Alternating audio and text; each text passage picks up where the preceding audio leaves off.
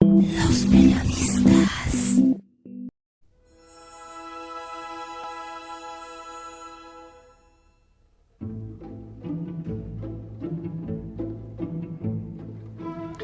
No era la primera vez para el aventurero en citar aquella frase.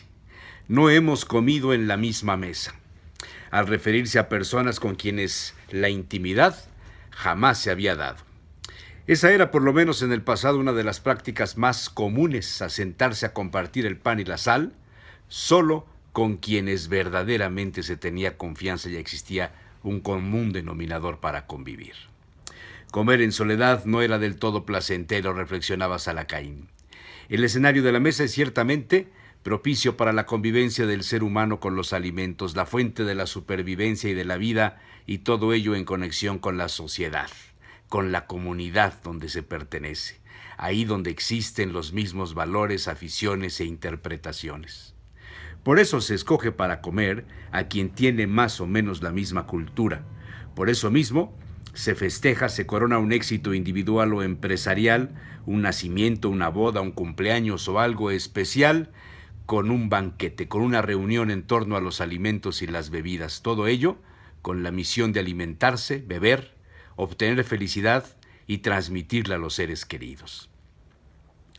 Los europeos se asombran siempre de la cordialidad de los mexicanos para recibir en sus casas a los extranjeros apenas conocidos y ofrecer su casa como una extensión de la del visitante. En el viejo continente no sucede eso. Las invitaciones son en las tabernas, bares o restaurantes, difícilmente en la casa del amigo por más confianza y años de relación. Existe sobre este asunto un precepto y un protocolo. Invitar a alguien a comer a su casa es compartir su intimidad, sus costumbres de hábitat, aceptar ser conocido en profundidad por la forma como se vive y cuáles son los objetos de placer y deseo. Hacía algunas décadas, Salacaín había leído un poco al filósofo Michel Serret.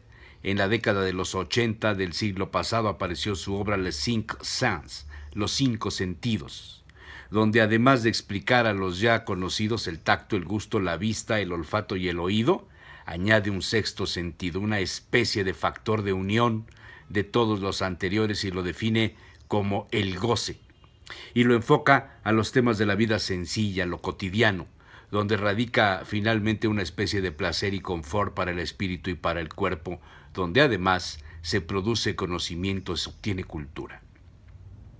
Decía Serret: el goce por las cosas sencillas y valiosas de la vida reconfortan el alma, le da un nuevo sentido y dirección al ser humano, convirtiéndolo en más humanista y menos materialista. Salacaín había apuntado esa y otras frases, cual su costumbre, a fin de ponerlas de pronto ante los amigos y reflexionar sobre ellas. Era una especie de ejercicio sobre si la amistad seguía siendo efectiva. Sin duda, Antelmo Brillat Savarin era el más profundo estudioso del tema del gusto. No en balde el pequeño libro de la fisiología del gusto había constituido uno de los más preciados, de los más valorados y consultados textos en sus manos, por gracia de un excelente amigo y maestro de la gastronomía ausente ya de este mundo. La segunda meditación del libro, aparecido en 1825 en Francia, está dedicada al gusto y en su primer párrafo aporta la definición. El gusto es el sentido que nos pone en relación con los cuerpos ápidos por medio de la sensación que estos causan en el órgano destinado a la apreciación. Más adelante, el abogado Brillat Savarin reconoce dos usos principales del gusto. Primero, nos invita mediante el placer a reparar las pérdidas continuas que experimentamos por la acción de la vida. Y segundo, nos ayuda a escoger entre las sustancias diversas que la naturaleza nos brinda, las que son apropiadas para servirnos del alimento. Curiosamente, Salacaín había anotado otras dos frases de Serret en alusión directa al órgano por donde se introduce el alimento y la bebida y donde se plasman los primeros gustos. Una boca ahuyenta la otra. La del discurso ahuyenta la del gusto, la expulsa del discurso. Una boca ahuyenta la otra. La del discurso ahuyenta el gusto, la expulsa del discurso.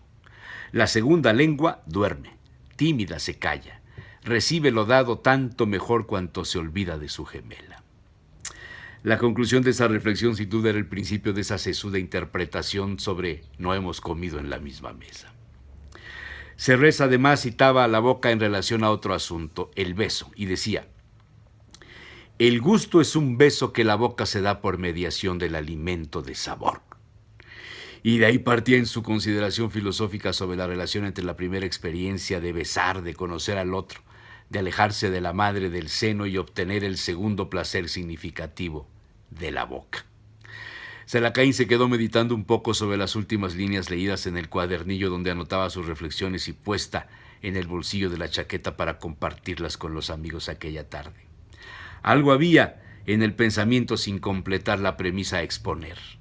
La boca, además de ser el órgano por donde se introduce la comida y la bebida, donde la lengua actúa de varias formas en el discurso y en el reconocimiento del sabor, también lo es del placer. Y entonces le brincó la frase de Gisèle Arrou-Revy, la famosa psicoanalista francesa, quien había aportado también algunas consideraciones en una obra aparecida en 1994 en París. Ella dijo: después del aprendizaje del gusto y del lenguaje, se realiza el aprendizaje del beso.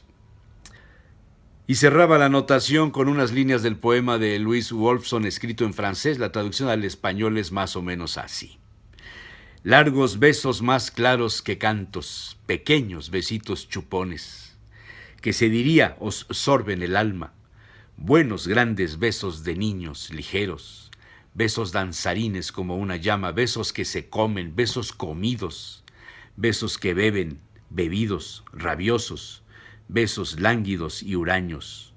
Lo que sí que te gusta es, sobre todo, ¿verdad?, las bellas boquitas. Los periodistas.